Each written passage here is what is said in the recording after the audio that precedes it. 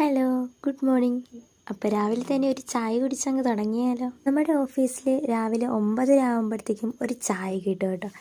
എൻ്റെ അടുത്തിരിക്കുന്ന ആൾക്കറിയില്ല ഞാൻ വീഡിയോ എടുക്കുന്ന കാര്യം. വീഡിയോ എടുക്കുന്ന കണ്ടപ്പോഴുള്ള ചമ്മലാണ് നിങ്ങളിപ്പോൾ കണ്ടത്.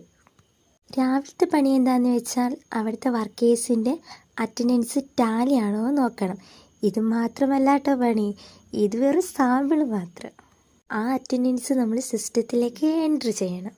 2-3 ദിവസമായിട്ട് ഞങ്ങളിങ്ങനെ പ്ലാൻ ചെയ്യുക, ഞങ്ങളുടെ ഈ ഓഫീസ് ഒന്ന് റീഅറേഞ്ച് ചെയ്യാൻ വേണ്ടിയിട്ട്.